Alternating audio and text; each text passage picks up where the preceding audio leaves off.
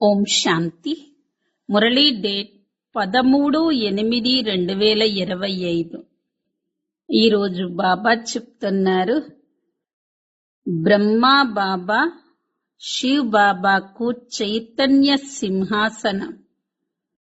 శివ్ బాబా అకాల మూర్తి. ఎప్పుడైతే బ్రహ్మా బాబా తనువులో వస్తారో అప్పుడే బ్రాహ్మణులైన మనందర్నీ రచిస్తారు. అసలు బ్రహ్మ ఎవరు? ఈ బ్రహ్మ విష్ణువుగా ఎలా అవుతారు? ప్రజాపిత బ్రహ్మ సాకార ప్రపంచ వ్యక్తే. ప్రజాపిత బ్రహ్మ ప్రజలున్న చోట ఉంటారు. బ్రహ్మ దేవత కాదు. శివ్ బాబా బ్రహ్మ బ్రాహ్మణుల ద్వారా యజ్ఞాన్ని రచించారు. ఏ యజ్ఞం? జ్ఞాన యజ్ఞాన్ని. ఈ రహస్యాలన్నీ తెలివైన పిల్లలే అర్థం చేసుకుంటారు, ఇతరులకు అర్థం చేయించగలుగుతారు. ఈ రహస్యాన్ని అర్థం చేసుకోవటంలో తికమక పడకండి. డ్రామాలో ప్రతి దృశ్యం సాక్షిగా చూడండి. ఒక్క బాబా స్మృతిలో నిమగ్నమై ఉండాలి. స్మృతి యాత్రలో ఎప్పుడూ ఉత్సాహం తగ్గకూడదు. చదువులో ఎప్పుడూ తప్పు పనులు చేయకండి. భాగ్యాన్ని ఉన్నతంగా తయారు చేసుకునేందుకు తప్పకుండా పవిత్రంగా అవ్వాలి. ఓడిపోయి జన్మ జన్మాంతరాల కోసం పదవిని భ్రష్టం చేసుకోవద్దు. ఏ పిల్లలైతే సేవా క్షేత్రంలో బాబ్దాదా మరియు నిమిత్తంగా ఉండేటటువంటి పెద్దల స్నేహపు దీవెనలను పొందుతారో వారికి ఆంతరికంగా అలౌకికమైన ఆత్మిక సంతోషం కలుగుతుంది. సంతోష సాగరంలో ఉన్న అనుభూతి పొందుతారు. సత్యమైనటువంటి సేవ చేస్తే అందరి స్నేహం, అందరి ద్వారా అవినాశి గౌరవం, సంతోషం యొక్క దీవెనలు లభిస్తాయి. అదృష్ట శ్రేష్ఠ భాగ్యం అనుభవం అవుతుంది. అందరికంటే గొప్ప అదృష్టవంతులు ఎవరు అంటే సదా సంతోషంగా ఉండేవారు. సదా హర్షితంగా ఆకర్షణ మూర్తులుగా అయ్యేందుకు సంతుష్ట మణులుగా అవ్వండి. ఈ రోజటి మధుర మహావాక్యాలు. మధురమైన పిల్లలు, ఇతడు అకాల మూర్తి అయిన బాబాకు చైతన్య సింహాసనం. ఎప్పుడైతే బాబా బ్రహ్మ తనువులోకి వస్తారో అప్పుడే బ్రాహ్మణులైన మిమ్మల్ని రచిస్తారు. ప్రశ్న: తెలివైన పిల్లలు ఏ రహస్యాన్ని అర్థం చేసుకొని ఇతరులకు దానిని సరిగ్గా అర్థం చేయించగలుగుతారు? జవాబు: బ్రహ్మ ఎవరు? అతడు బ్రహ్మ నుండి విష్ణువుగా ఎలా అవుతాడు? ప్రజాపిత బ్రహ్మ ఇక్కడే ఉన్నారు. అతడు దేవత కారు. బ్రహ్మే బ్రాహ్మణుల ద్వారా జ్ఞాన యజ్ఞాన్ని రచించారు. ఈ రహస్యాలన్నీ తెలివైన పిల్లలే అర్థం చేసుకొని ఇతరులకు అర్థం చేయించగలుగుతారు. గుర్రపు సవారీ మరియు కాలినడక వారు ఇందులో తికమక పడతారు. పాట: ఓం నమః శివాయ. ఓం శాంతి. భక్తి మార్గంలో ఒక్కరినే మహిమ చేస్తారు, మహిమను గానం చేస్తారు కదా. కానీ తనను గురించి వారికి తెలియదు. వారి యథార్థ పరిచయం గురించి కూడా తెలియదు. యథార్థ మహిమ గురించి వారికి తెలిసినట్లయితే వారు తప్పకుండా వర్ణిస్తారు. ఉన్నతోన్నతుడైన వారు భగవంతుడు అని పిల్లలైన మీకు తెలుసు. వారి చిత్రమే ముఖ్యమైనది. బ్రహ్మకు సంతానం కూడా ఉంటుంది కదా.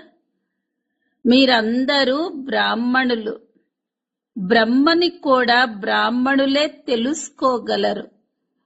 ఇంకా ఎవరూ తెలుసుకోలేరు. కావుననే తికమక పడతారు. ఇతడు బ్రహ్మ ఎలా అవుతాడు? బ్రహ్మను సూక్ష్మవతనవాసిగా చూపించారు కదా అని అంటారు. ఇప్పుడు ప్రజాపిత సూక్ష్మవతనంలో ఉండే అవకాశం లేదు. అక్కడ రచన ఏమీ ఉండదు.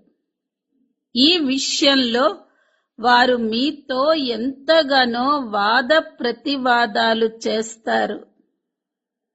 బ్రహ్మ మరియు బ్రాహ్మణులైతే ఉన్నారు కదా.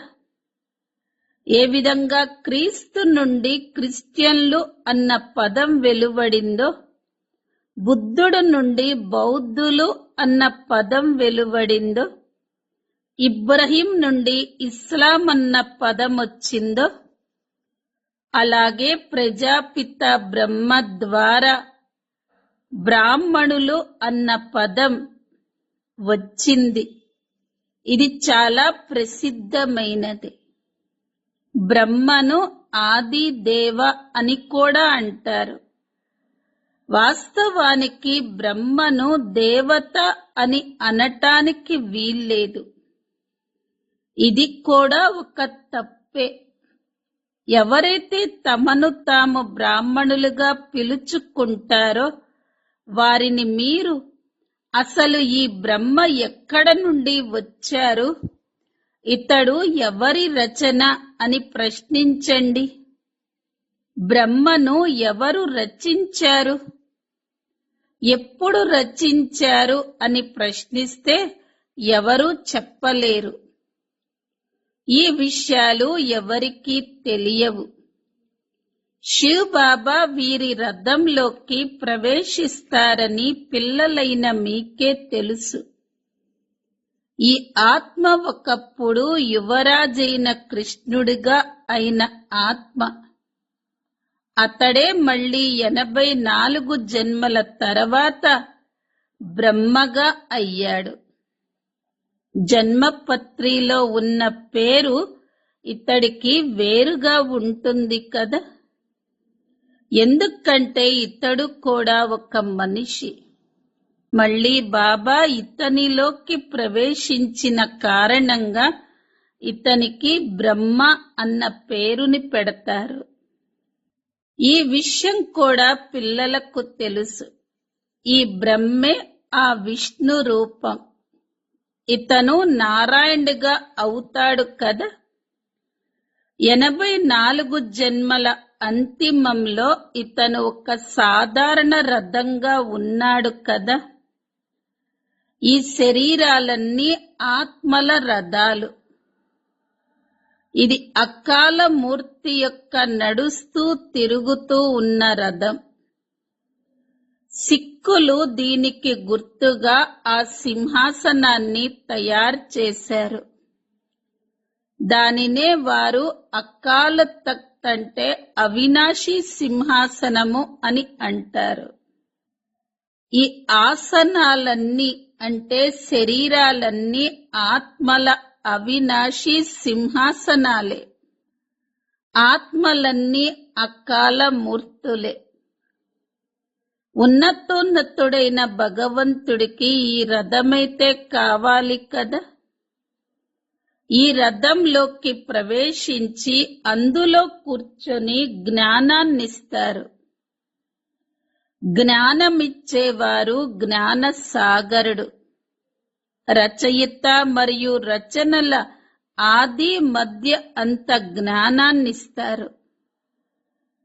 జ్ఞాన సాగరుడు అనగా అతడు అంతర్యామి, అన్నీ తెలిసినవాడు అని కాదు. సర్వవ్యాపి అర్థం వేరు.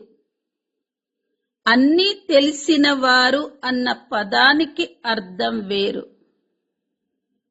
మనుష్యులు అన్నింటినీ కలిపేసి వారి నోటికేదొస్తే అది అంటూ ఉంటారు.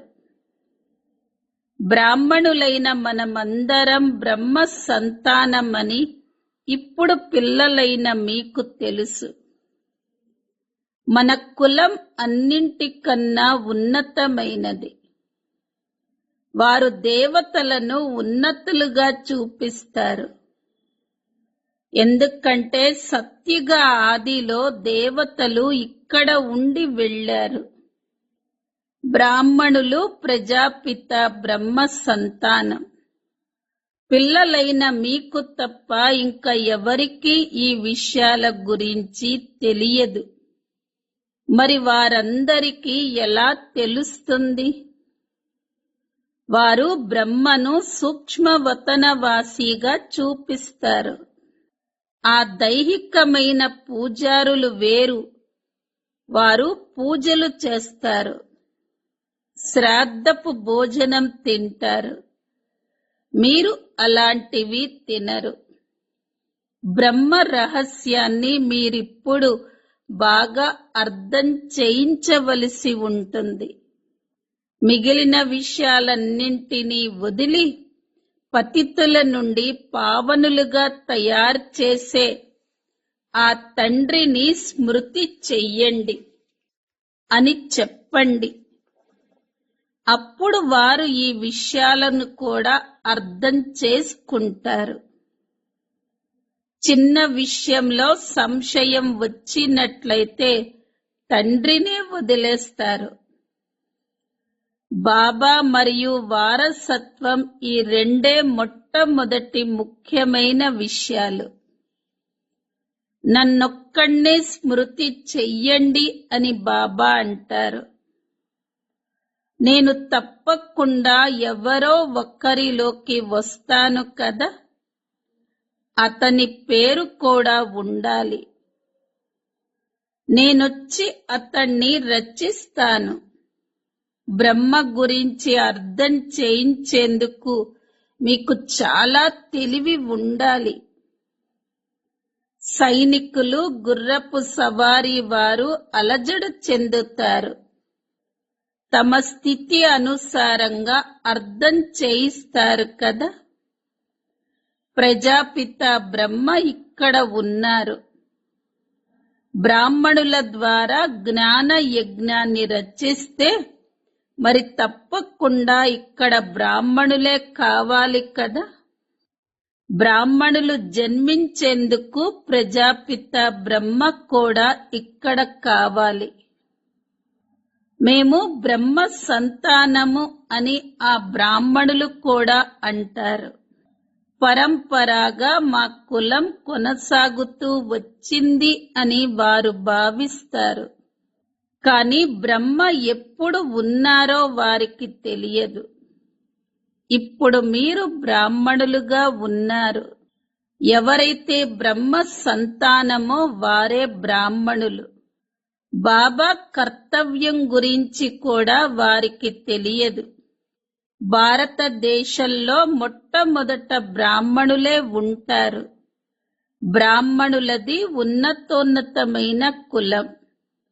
మా కులం తప్పకుండా బ్రహ్మ నుండే వెలువడి ఉంటుంది అని వారు కూడా భావిస్తారు. కానీ ఎప్పుడు ఎలా వెలువడుతుందో వారు వర్ణించలేరు. ప్రజాపిత బ్రహ్మే బ్రాహ్మణులను రచిస్తారు అని వారు భావిస్తారు. ఆ బ్రాహ్మణులే మళ్ళీ దేవతలుగా అవుతారు. బాబా వచ్చి బ్రాహ్మణులనే చదివిస్తారు. బ్రాహ్మణుల వంశం కూడా ఉండదు. బ్రాహ్మణుల కులం మాత్రమే ఉంటుంది. ఎప్పుడైతే రాజులుగా, రాణులుగా అవుతారో అప్పుడే వంశము అని అంటారు. ఏ విధంగా సూర్య వంశం ఉందో ఆ విధంగా బ్రాహ్మణులైన మీరు ఈ సమయంలో రాజులుగా అవ్వరు. కౌరవులు మరియు పాండవుల రాజ్యం ఉంది అని వారేదైతే అంటారో అదంతా అసత్యమైనది. ఇరువురికి రాజ్యం లేదు. ఇప్పుడు ప్రజలపై ప్రజల రాజ్యం కొనసాగుతుంది. దానిని రాజధాని అని అనటానికి వీల్లేదు. వారికసలు కిరీటమే లేదు. మొట్టమొదట ద్వికిరీటదారులుగా భారతదేశంలో ఉండేవారని, ఆ తర్వాత ఏక కిరీటదారులుగా ఉన్నారని, ఇక ఈ సమయంలో ఏ కిరీటం లేని వారిగా ఉన్నారని బాబా అర్థం చేయించారు. ఈ విషయాన్ని కూడా బాగా నిరూపించి తెలియచెయ్యాలి. ఎవరైతే బాగా ధారణ చేస్తారో వారే వీటిని బాగా అర్థం చేయించగలుగుతారు. బ్రహ్మ గురించి ఎక్కువగా అర్థం చేయించవలసి ఉంటుంది. విష్ణు గురించి కూడా ఎవ్వరికీ తెలియదు. ఈ విషయాన్ని కూడా అర్థం చేయించవలసి ఉంటుంది. వైకుంఠాన్ని విష్ణుపురి అని అంటారు. అనగా లక్ష్మీనారాయణల రాజ్యం అక్కడ ఉంటుంది. కృష్ణుడు యువరాజు అయినట్లయితే మా తండ్రి ఒక రాజు అని అంటాడు కదా. కృష్ణుడి తండ్రి రాజవ్వటానికి వీల్లేదు అన్న నియమం ఏదీ లేదు. కృష్ణుణ్ణి యువరాజు అని అన్నట్లయితే మరి తప్పకుండా అతడు ఎవరో ఒక రాజు వద్ద జన్మ తీసుకొని ఉండాలి. షావుకార్ల వద్ద జన్మ తీసుకున్నట్లయితే యువరాజు అని అనరు కదా. రాజుల పదవికి, షావుకార్ల పదవికి రాత్రికి పగలకు ఉన్నంత తేడా ఉంది. కృష్ణుడు తండ్రైన ఆ రాజుకు పేరు మహిమ ఏమీ లేదు. కాని కృష్ణుడు పేరు ఎంత ప్రసిద్ధమైనది. అతడి తండ్రి పదవిని ఉన్నత పదవి అని అనరు. అది సెకండ్ క్లాస్ పదవి. వారు కేవలం కృష్ణుడికి జన్మనిచ్చేందుకు మాత్రమే నిమిత్తమవుతారు. వారు కృష్ణుడి ఆత్మ కన్నా ఎక్కువ చదివారు అని కాదు. కృష్ణుడే మళ్ళీ నారాయణుడుగా అవుతాడు. అతడి తండ్రి పేరు మాయమైపోతుంది.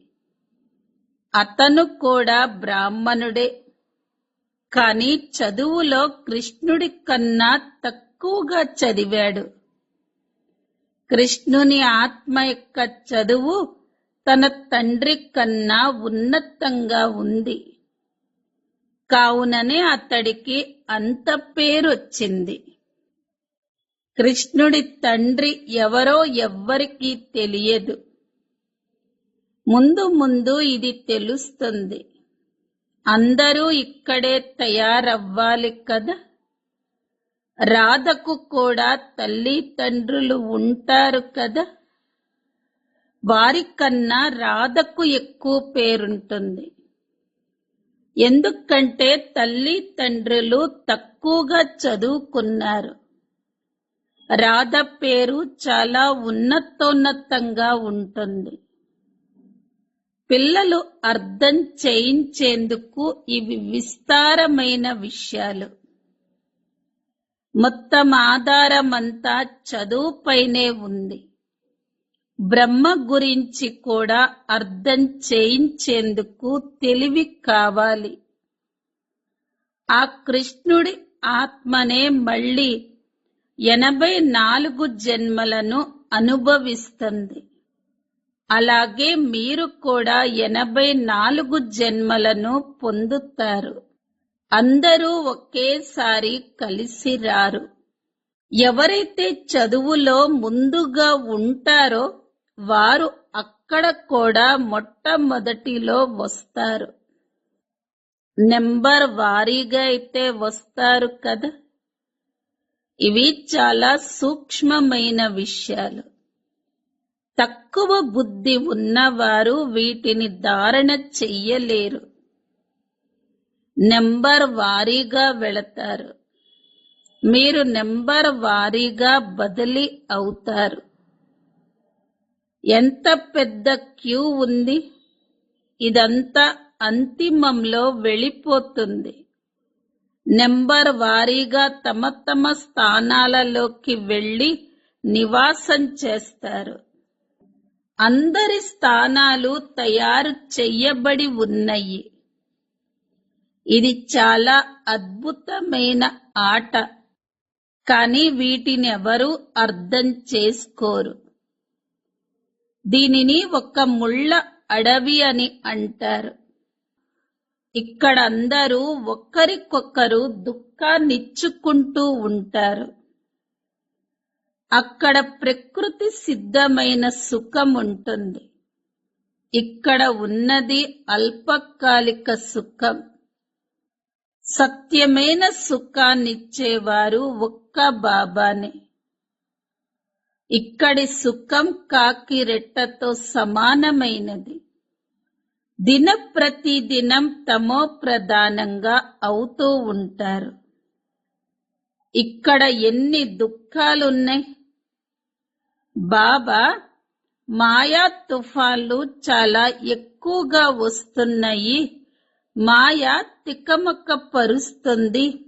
దుఃఖపు అనుభూతి ఎక్కువగా కలుగుతుంది అని పిల్లలంటారు. సుఖదాత అయిన బాబాకు పిల్లలుగా అయ్యాక కూడా దుఃఖపు అనుభూతి కలిగినట్లయితే పిల్లలు, ఇది మీరు చేసుకున్న చాలా పెద్ద కర్మభోగము అని బాబా అంటారు. బాబా లభించిన తర్వాత అసలు దుఃఖం ఏ మాత్రం కలగకూడదు. పాత కర్మ భోగాలేవైతే ఉన్నాయో వాటిని యోగ బలం ద్వారా అంతం చేసుకోండి. యోగ బలం లేనట్లయితే శిక్షలు అనుభవించి వాటిని సమాప్తం చేసుకోవలసి ఉంటుంది. శిక్షలు పొంది ఆ తర్వాత పదవిని పొందటం అంత మంచిది కాదు. బాగా పురుషార్థం చెయ్యాలి. లేకపోతే చివరిలో ధర్మాసనం ముందు నుంచోవలసి ఉంటుంది. ప్రజలైతే చాలా మంది ఉన్నారు. వీరు డ్రామా అనుసారంగా గర్భ జైల్లో ఎన్నో శిక్షలు పొందుతారు. ఆత్మలు ఎంతగానో భ్రమిస్తూ ఉంటాయి.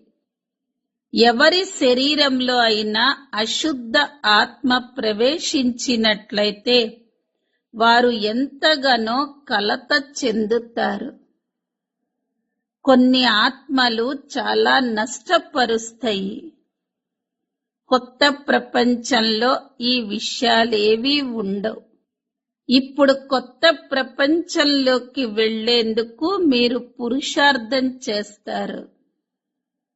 అక్కడకు వెళ్లి కొత్త కొత్త భవనాలను తయారు చెయ్యవలసి ఉంటుంది. మీరు వెళ్లి కృష్ణుడు వలె రాజుల వద్ద జన్మ తీసుకుంటారు. కానీ ఈ భవనాలు మొదలైనవన్నీ మొట్టమొదటలోనే ఉండవు. వాటన్నింటినీ తయారు చెయ్యవలసి ఉంటుంది. వాటిని ఎవరు రచించారు? ఎవరి వద్దనైతే జన్మిస్తారో వారు రచిస్తారు. రాజుల వద్ద జన్మ తీసుకుంటారు అని గాయనం కూడా ఉంది. ఏమేమి జరుగుతాయో ముందు ముందు చూడవలసి ఉంటుంది. బాబా వాటన్నిటి గురించి ఇప్పుడే తెలియచెయ్యరు. అలా చెప్పినట్లయితే అది కృత్రిమమైన నాటకం వలె అవుతుంది. కావున డ్రామాలో తెలియచేసే పాత్ర లేదు. నేను కూడా ఒక పాత్రధారినే అని బాబా తెలియచేస్తారు. ముందు జరగనున్న విషయాలు నాకు ముందుగానే తెలిసినట్లయితే మీకు ఎన్నో తెలియచేసి ఉండేవాడిని. బాబా అంతర్యామి అయినట్లయితే అన్నీ ముందే తెలియచేసేవారు. డ్రామాలో ఏదైతే జరుగుతుందో దానిని సాక్షిగా చూస్తూ ఉండు. దానితో పాటు స్మృతి యాత్రలో నిమగ్నమై ఉండండి అని బాబా తెలియచేశారు. ఈ విషయంలోనే ఫెయిల్ అవుతూ ఉంటారు. జ్ఞానం ఎప్పుడు ఎక్కువ తక్కువ అవ్వదు. స్మృతి యాత్రే కాసేపు తక్కువగా కాసేపు ఎక్కువగా అవుతుంది. జ్ఞానం ఏదైతే లభించిందో అది మీ వద్ద ఉంది. స్మృతి యాత్రలోనే కాసేపు ఉత్సాహం ఉంటుంది. కాసేపు తేలిగ్గా అయిపోతారు. యాత్రలోనే పైకి కిందకి అవుతూ ఉంటారు. జ్ఞానంలో మీరు మెట్లను ఎక్కరు. జ్ఞానాన్ని యాత్ర అని అనరు. స్మృతి యాత్ర స్మృతిలో ఉండటం ద్వారా మీరు సురక్షితంగా ఉంటారు అని బాబా అంటారు. దేహ అభిమానంలోకి రావటం వల్ల మీరు ఎంతో మోసపోతారు. వికర్మలు చేసేస్తారు. కామం మహాశత్రువు, అందులోనే ఫెయిల్ అవుతూ ఉంటారు. క్రోధం గురించి బాబా అంత ఎక్కువగా చెప్పరు. జ్ఞానం ద్వారా ఒక్క క్షణంలో జీవనముక్తి లభిస్తుంది అని అంటారు. అలాగే మొత్తం సముద్రమంతటిని ఇంకుగా మార్చిన అది పూర్తవ్వనిది అని కూడా అంటారు. కేవలం ఒక్క బాబాని మాత్రమే స్మృతి చెయ్యండి అని వారంటారు. స్మృతి అని దేనినంటారో వారికి తెలియదు. కలియుగం నుండి మమ్మల్ని సత్యుగంలోకి తీసుకువెళ్ళండి అని అంటారు. పాత ప్రపంచంలో దుఃఖం ఉంటుంది. వర్షాలు పడినప్పుడు ఎన్ని ఇళ్ళు కూలిపోతాయో, ఎన్ని ఇళ్ళు మునిగిపోతాయో మీరు చూస్తారు. ఈ వర్షాలు మొదలైన ప్రకృతి వైపరీత్యాలు కూడా జరిగి తీరుతాయి. ఇవన్నీ అకస్మాత్తుగా జరుగుతాయి. అందరూ కుంభకర్ణుని నిద్రలో నిద్రిస్తున్నారు. వినాశన సమయంలో మేలుకుంటారు. కానీ వారు ఏం చెయ్యగలుగుతారు? చనిపోతారు. భూమి కూడా చాలా తీవ్రంగా కంపిస్తుంది. తుఫాన్లు, వర్షాలు మొదలైనవన్నీ వస్తాయి. బాంబులు కూడా వేస్తారు. కానీ ఇక్కడ అంతఃకలహాలు కూడా జరుగుతాయి. రక్తపు నదులు ప్రవహిస్తాయి అని అంటారు. ఇక్కడ ఎన్నో మారణ హోమాలు జరుగుతూ ఉంటాయి. ఒక్కరిపై ఒకరు కేసులు పెడుతూ ఉంటారు. అలా తప్పుడు యుద్ధాలు చేసుకుంటారు. అందరూ అనాథులు. మీరు దాతా పిల్లలు. మీరు ఏ యుద్ధం చెయ్యకూడదు. బ్రాహ్మణులుగా అవటం వలన మీరు నాదుని పిల్లలుగా అయ్యారు. నాదుడు అని తండ్రిని లేక భర్తను అని అంటారు. శివ్ బాబా పతులకు పతి వంటి వారు. నిశ్చితార్థమయ్యాక నేను ఇటువంటి పతిని ఎప్పుడు కలుసుకుంటాను అని భావిస్తారు. శివ్ బాబా మాకు మీతో నిశ్చితార్థమైపోయింది. మరి మేము మిమ్మల్ని ఎలా కలుసుకోవాలి అని ఆత్మలు అంటాయి. కొందరు నిజం వ్రాస్తారు, కొందరు చాలా దాస్తూ ఉంటారు. బాబా, మా వల్ల ఈ తప్పు జరిగింది, క్షమించండి అని సత్యంతో వ్రాయరు. ఎవరైనా వికారాలలోకి వెళ్ళినట్లయితే వారికి వారి బుద్ధి ద్వారా ధారణ జరగదు. మీరు ఇటువంటి కఠినమైన తప్పులు చేసినట్లయితే ముక్కలు ముక్కలుగా అయిపోతారు. నేను మిమ్మల్ని సుందరంగా తయారు చేయటానికి వస్తే మళ్ళీ మీరు వికారాలలోకి ఎలా వెళ్ళారు అని బాబా అడుగుతారు. వారు స్వర్గంలోకి వెళ్ళిన పైసా విలువ చేసే పదవిని మాత్రమే పొందుతారు. రాజధాని స్థాపన జరుగుతుంది కదా. కొందరు ఓడిపోయి జన్మ జన్మాంతరాలు పదభ్రష్టులుగా అయిపోతారు. బాబా ద్వారా మీరు ఉన్నతోన్నతమైన పదవిని పొందేందుకు వచ్చారు. బాబా ఇంత ఉన్నతంగా తయారవుతుంటే మరి పిల్లలైన మీరు ప్రజలుగా అయితే అవ్వరు కదా. తండ్రి సింహాసనం పైన ఉండి పిల్లలు దాసదాసీలుగా అవుతే అది ఎంత సిగ్గుచేటు. అంతిమంలో మీకన్నీ సాక్షాత్కారమవుతాయి. ఆ తర్వాత ఎందుకిలా చేశాము అని మీరు ఎంతగానో పశ్చాత్తాపడతారు. సన్యాసులు కూడా బ్రహ్మచర్యంలో ఉంటారు. కావున వికారులందరూ వారి కాళ్లకు నమస్కారం చేస్తారు. పవిత్రతకే అంత గౌరవం ఉంటుంది. ఎవరి భాగ్యంలోనైనా లేకపోతే బాబా వచ్చి చదివించినా మళ్ళీ తప్పులు చేస్తూనే ఉంటారు. వారసలు స్మృతే చెయ్యరు. ఎన్నో వికర్మలు చేస్తూ ఉంటారు. పిల్లలైన మీపైన బృహస్పతి దశ ఉంది. దీనికన్నా ఉన్నతమైన దశ ఇంకా ఏదీ లేదు.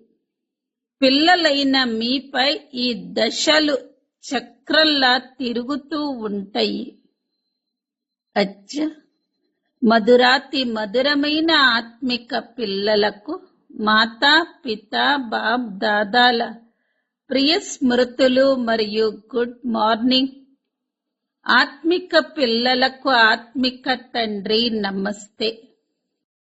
ఆత్మిక పిల్లలవి ఆత్మిక తల్లి తండ్రులకు ప్రియ స్మృతులు, గుడ్ మార్నింగ్ మరియు నమస్తే. ధారణ కోసం ముఖ్య సారం. మొదటి పాయింట్, ఈ డ్రామాలోని ప్రతి సీన్ ని సాక్షిగా అయ్యి చూడాలి. ఒక్క బాబా స్మృతిలో నిమగ్నమై ఉండాలి. స్మృతి యాత్రలో ఎప్పుడూ ఉత్సాహం తగ్గకూడదు. రెండో పాయింట్, చదువులో ఎప్పుడూ తప్పులు చేయకూడదు. మీ భాగ్యాన్ని ఉన్నతంగా తయారు చేసుకునేందుకు తప్పకుండా పవిత్రంగా అవ్వాలి. ఓడిపోయి జన్మ జన్మాంతరాల కోసం పదభ్రష్టులుగా అవ్వకూడదు. వరదానం, సత్యమైన సేవ ద్వారా అవినాశి అలౌకిక సంతోష సాగరంలో తేలియాడే భాగ్యవాన్ ఆత్మా భవ. ఏ పిల్లలైతే సేవలలో బాప్ దాదా మరియు నిమిత్తులైన పెద్దల స్నేహపు దీవెనలను ప్రాప్తింప చేసుకుంటారో వారికి లోలోపల నుండి అలౌకికమైన ఆత్మికమైన సంతోషం అనుభవం అవుతుంది. వారు సేవల ద్వారా ఆంతరిక సంతోషాన్ని, అనంతమైన ప్రాప్తి యొక్క అనుభవాన్ని పొందుతూ సదా సంతోష సాగరంలో తేలియాడుతూ ఉంటారు. సత్యమైన సేవ, సర్వుల స్నేహం, సర్వుల ద్వారా అవినాశి గౌరవం మరియు సంతోషపు దీవెనలు ప్రాప్తించే అదృష్ట శ్రేష్ఠ భాగ్యాన్ని అనుభవం చేయిస్తూ ఉంటుంది.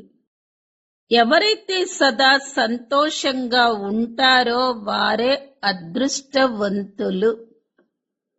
స్లోగన్: సదా హర్షితంగా లేక ఆకర్షణ మూర్తులుగా అయ్యేందుకు సంతుష్ట మణులుగా అవ్వండి. అవ్యక్త ప్రేరణ పాయింట్: సహజ యోగులుగా అవ్వాలంటే పరమాత్మ ప్రేమ యొక్క అనుభవజ్ఞులుగా అవ్వండి. కర్మలలో, వాణిలో, సంపర్క సంబంధాలలో, ప్రేమలో, స్మృతిలో, స్థితిలో లవలీనమై ఉండాలి. ఎవరు ఎంత లవ్లీగా ఉంటారో వారు అంతగానే లవలీనలై ఉండగలరు. ఈ లవలీన స్థితిని మనుష్యులు లీనమైపోయే స్థితి అని అన్నారు. బాబాపై లవ్ అన్న దానిని తీసేసి కేవలం లీనమైపోవటము అన్న మాటను పట్టుకున్నారు వారు. పిల్లలైన మీరు బాబా ప్రేమలో లవలీనమై ఉంటే ఇతరులను కూడా సహజంగా మీ సమానంగా లేక బాబా సమానంగా చెయ్యగలరు. ఓం శాంతి.